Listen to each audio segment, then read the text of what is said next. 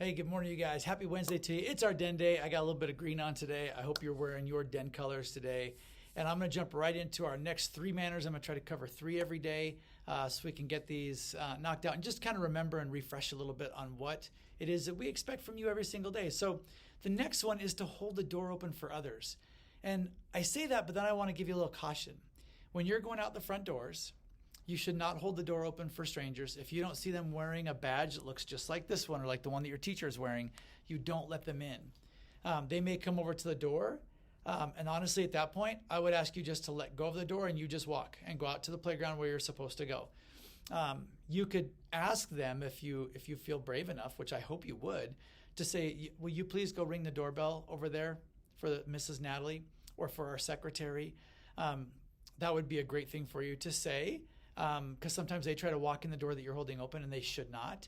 But anytime you're going, if you're in a store somewhere, if you are going into a restaurant, you should hold the door open for your family. If you are coming out of Walmart, hold the door open for you and maybe even the next person coming behind you.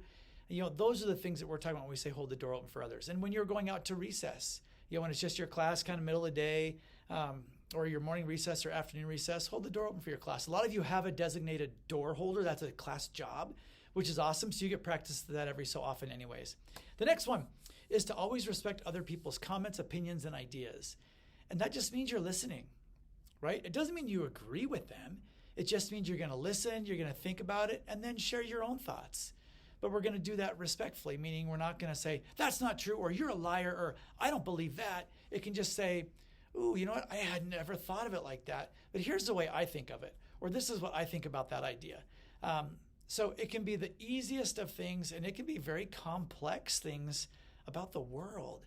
And it's okay to think differently than other people and to share that.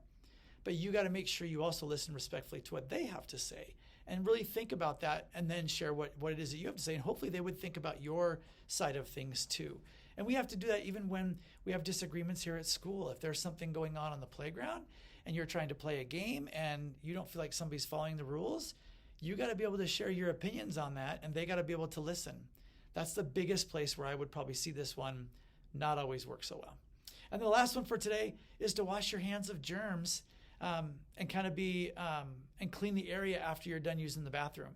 So a couple of things. Right now, we don't have paper towels in the bathroom for you to wipe off the sinks. So just be kind of cautious about that. When you come over after using the restroom, you should probably go up and get soap in your hands first, or in one hand, just a pump, maybe two. That's all you should need. And then turn on the water. And then you can kind of rub the soap around. Just put your hands under real quick because you want to keep that soap there and keep washing your hands real good. I like to get my fingers like this kind of in a bunch and get some suds there and rub my fingers like this so it gets under my fingernails. And then do the same thing on the other hand and rub it in my palm real quick a couple of times just to get under my fingernails and stuff clean too. And then, of course, do it this way to get in between your fingers and get all the way up to your fingertips. And make sure you rub both sides. Notice I'm rubbing the palm. I turn over and I rub the back of my hand that way, and then I do the back of this hand. So really wash your hands well and then put them back under that water, get them rinsed off good, turn the water off, and then turn around to that hand dryer. Now, that's a place where it's okay to kind of shake your hands a little bit before you put them under the dryer. You should be shaking them at that wall. That wall is all tile. So it can be cleaned off pretty well, but we don't want to make a mess either. And it's clean water, right? It's just, if you've washed well, it's all clean now. So just flick your hands like this to get the water off. It's okay if it kind of goes on the floor too.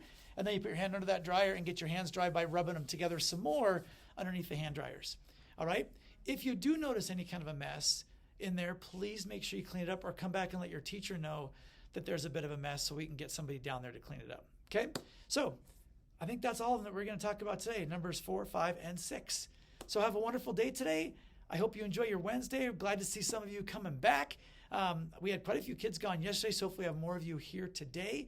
Remember, we are doing an attendance thing again this month for January. You're getting 1 point for being here every day, and then you're getting a second point if you're here on time. And then we'll take all those points and we'll actually work them into how many kids are in each class because we want to make sure we keep it fair. And then, because some kids have 25 kids and some are 25 students, and some only have 16. So there's no way the ones with 16 would be able to catch up just with points. So you're keeping points in your grade level, but then we're also going to really take those points and divide it by this is some higher level math, but we're going to divide it by how many kids are in your class every day and get a percentage. So it'll tell us, and that way everything equals out.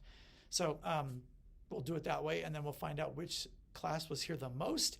And at the end of January, the grade level, the whole grade level that has the best attendance, the most points for being here on time and being present every day, will get a popcorn party for the whole grade level. So all of 5th grade, all of 3rd grade, all of kindergarten, all of 1st, all of 2nd, whatever it is, all of Mrs. Moran's. You will get a party for the whole grade level. So it'll be super fun. We hope you're here every day on time. That's what matters. That's what's important for us and important for you and being able to do everything you have to do this next half of the year as well. So Happy New Year one more time, and let's get this day going. Have a good one.